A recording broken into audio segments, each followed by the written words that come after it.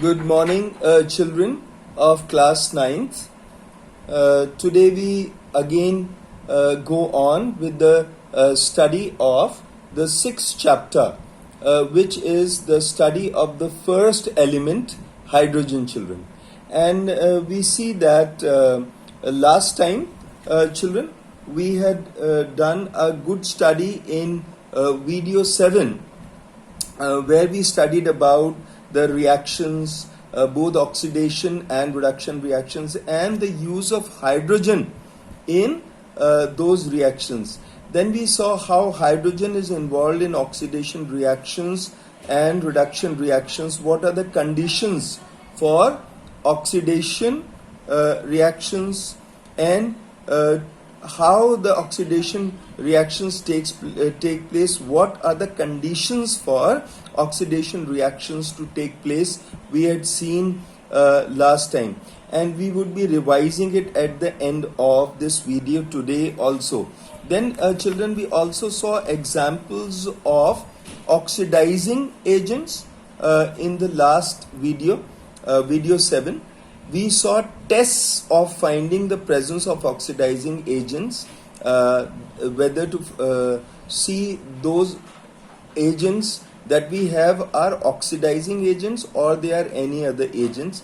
We studied about the reduction reactions, children, and all the conditions under which the reduction reactions can take place. We also studied about the type of reducing agents. Example of reducing agents, also we saw many examples of solid, of liquid, of gaseous reducing agents. Likewise, we saw examples of solid and liquid and gaseous oxidizing agents. We also saw the tests for reducing agents, etc. Today we will study chiefly about the redox reactions. Now, children, the oxidation and reduction reactions, these are redox reactions, or we can define redox reactions like this. Redox reactions are those reactions in which oxidation and reduction takes place simultaneously or at the same time. Let us understand this more clearly. Now, we will understand redox reactions with several examples here, children, so that it becomes more clear for each one of us. Now, what is important in a chemical reaction, children? In a chemical reaction, if one substance is oxidized, then the other substance must necessarily be reduced. So, if one substance in a chemical reaction is getting oxidized, then the other substance at the same time must definitely get reduced. So this is an important aspect in chemical reaction.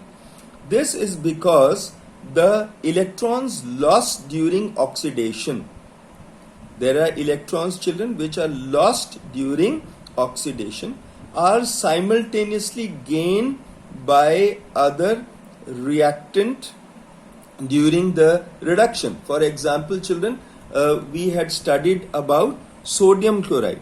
If you remember, we had studied, children, about sodium chloride. And in sodium chloride, children, if you remember, NaCl, we saw that sodium was ready to lose one electron from its outermost shell. So, sodium was oxidized because one electron was lost from the outermost shell of sodium, and that electron was gained in the outermost shell of chlorine in NaCl. So we see that sodium is oxidized by losing an electron, and chlorine is reduced by gaining an electron. So this is one very small example that I reminded you of, children, of oxidation and reduction. Now, children, let us understand further by more examples. Now, we see, children, that in the first example, when zinc reacts with copper sulfate solution. So here we see zinc is reacting with copper sulfate solution. And what is happening? We are getting zinc sulfate and copper here is left behind. So copper metal is left behind and we get zinc sulfate here. So what is happening here? We see that copper here is losing its 2 electron. Copper here is losing its 2 electron. And we see that sulfate is gaining those 2 electrons. And so when we get zinc sulfate this side, what is the criteria? Now zinc here, because it has lost 2 electrons and sulfate has gained 2 electrons, so we get the compound zinc sulfate. And we see that the copper from here, it is reduced to Cu. Let us write the half reactions of this reaction. How can we write the half reaction? Let us write it here. Children, zinc is here. Now what happens to zinc? Zinc here, it loses 2 electrons. What happens to zinc? Zinc loses 2 electrons. So I have shown zinc minus 2e, or I have shown here also zinc, it loses 2 electrons, so it is Zn2 plus. That means 2 electrons are lost, it is Zn2 plus, and here 2 electrons are lost by zinc. So zinc gets oxidized by losing 2 electrons. Likewise, we see, children, here that copper, here we see copper ion, positively charged ion. What is added to copper? Now we see here that 2 electrons are added to copper positively charged ion. And when these 2 electrons are added to copper positively charged ions, then copper is reduced, children.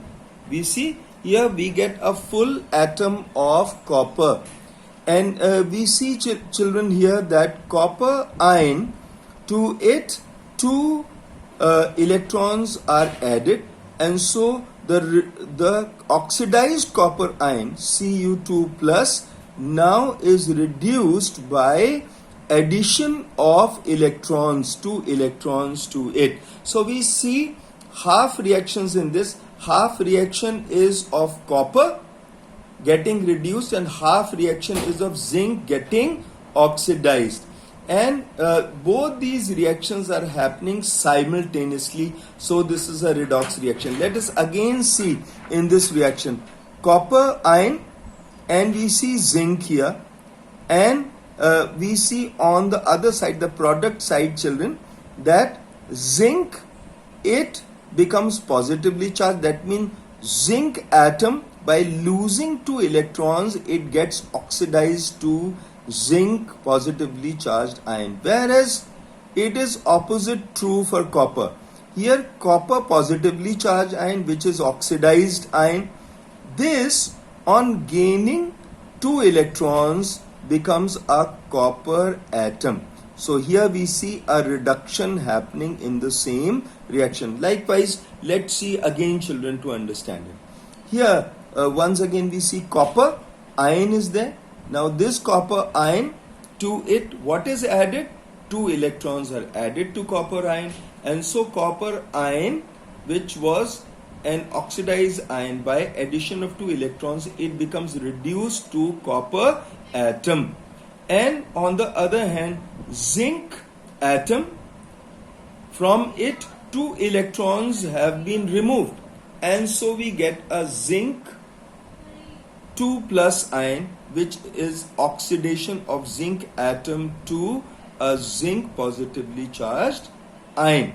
Now here these 2 are common, children, in these equations, so we will cancel minus 2e with plus 2e. So I cancel this one with this. Now in the equation, what is left, children? Copper iron is left here. We put the copper iron here underneath. Then zinc is left, children. So we write copper iron plus zinc atom. And what is formed here? We see what is formed is zinc ion, Zn2 plus, and plus what is left behind? Copper atom is left behind. So when reduction and oxidation, children, happen simultaneously in an equation, then this is known as redox reaction. So thus we see that oxidation redox reaction always goes side by side. Now let us see another example of redox reaction. In this particular example, we see copper oxide. Now copper oxide, children, here is an oxidizing agent. Why it's an oxidizing agent? Because copper here will get rid of oxygen, and this oxygen will attach to hydrogen here to give water. So what we see, hydrogen here is the reducing agent. Why? Because it will take away the oxygen from copper oxide and it will reduce copper ion to copper atom here. Is it clear, children? So let us see once again. Copper oxide is an oxidizing agent because it will lose its oxygen to hydrogen to form water. So we see hydrogen forms water with this oxygen. So hydrogen is oxidized to water. Whereas we see copper oxide, in this copper oxide, copper loses one oxygen to hydrogen. So what is left behind? Copper atom is left behind. And so we see that reduction takes place. Copper oxide is reduced to copper here. So in this reaction, we see hydrogen is the reducing agent. Clear, children? Again and again I am repeating so that you would understand. In this reaction, children, the hydrogen is the reducing agent and the oxidizing agent is copper oxide or cuprous oxide, we see in this reaction.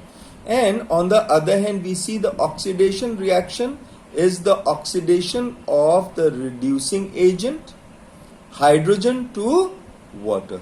The reducing agent hydrogen changes to water by addition of oxygen, and hydrogen gets oxidized by the agent copper oxide. Thus the net reaction will be called a redox reaction. Let us see, children, yet another example for our benefit of redox reaction.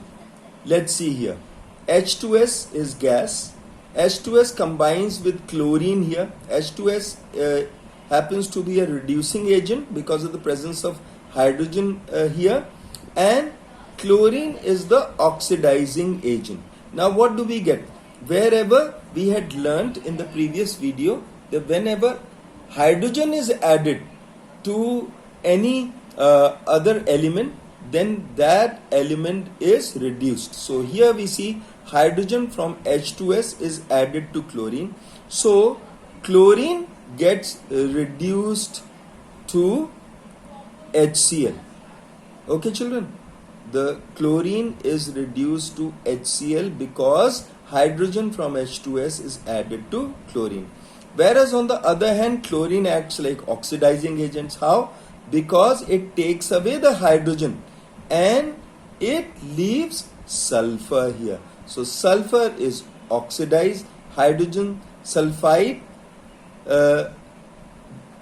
here is reduced to sulfur by giving away of hydrogen. So in the reaction we see between hydrogen sulfide and chlorine, hydrogen sulfide loses its hydrogen to chlorine and is thereby oxidized to sulfur, and the chlorine which gains hydrogen is reduced to hydrochloric acid. Let's take a third example, children, to understand it better. In the third example, we see there is a compound lead oxide. This serves as oxidizing agent. Why? Because lead oxide gives its oxygen to hydrogen to form water. So we see hydrogen, which was a reducing agent, that is oxidized to water. So in this reaction between lead oxide and hydrogen, we see lead oxide gets reduced to lead. Did you see in this particular reaction, children? The lead oxide is reduced to what? Lead. But hydrogen here is oxidized to water because of the addition of oxygen. So on the other hand, we see that oxidation reaction is taking place, and oxidation of the reducing agent hydrogen takes place, which is converted to water, children, by the oxidizing agent lead oxide. Thus the net reaction is a redox reaction. Let us now see quickly, children, the difference between oxidation and reduction reactions. Let us quickly revise these. As I told you before, that we would once again revise the oxidation reactions, what is involved in the oxidation reactions, children, and how it is different from the reduction reactions. What is involved in the reduction reactions? Let us see one by one. In oxidation reaction, we see addition of oxygen takes place, but in reduction, removal of oxygen takes place. In the second difference, we see in oxidation reaction, hydrogen removal takes place, or hydrogen is removed, whereas in reduction reaction, hydrogen is added. Then we see another difference. In oxidation reactions, addition of an electronegative atom or ion takes place, which we had seen in the last video. And in the reduction reaction, we see removal of electronegative atom or ion takes place in the reduction reaction. Now again, in fourth difference, in oxidation reaction, removal of an electropositive atom or ion takes place in oxidation reaction, whereas in reduction reaction, an addition of electropositive atom or ion takes place. Then the fifth difference is in oxidation there is an increase of positive valency in oxidation, whereas in reduction there is a decrease of positive valency. Then we see in oxidation reactions, decrease in negative valency is there. Negative valency is replaced by positive valency, whereas we see in reduction reaction there is an increase in negative valency, which causes reduction. Then we see in oxidation reaction there is a loss of electrons, like we did in the example of sodium chloride. There was a loss of one electron from sodium. And in the reduction reaction, what happens? There is a gain of electron, like chlorine gained one electron from sodium. So there is a gain of electron in reduction reaction. So children, this completes your chapter of the study of the first element, which is hydrogen. With this study, we conclude this chapter. We finish this chapter today, and I will give you questions about redox reactions today, assignment, so that you will be able to do them and understand them better. So children, wish you all the best for today. Have a good day. Thank you.